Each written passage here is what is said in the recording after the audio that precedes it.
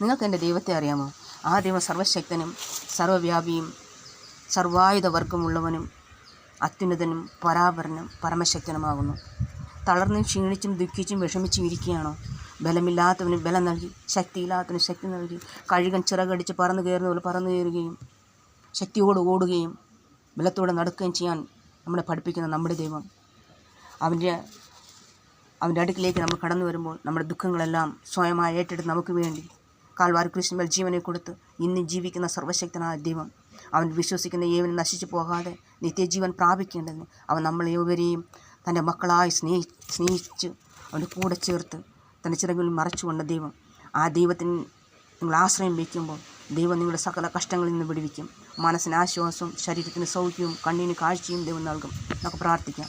ദൈവമേ, ഈ പറഞ്ഞ വാക്യങ്ങളാൽ ഓരോരുത്തരും വിടുവിക്കുമാറാകണം. സ്വർഗീയ കരം നീട്ടി അവരായിരിക്കുന്ന സ്ഥലങ്ങളിൽ അവരെ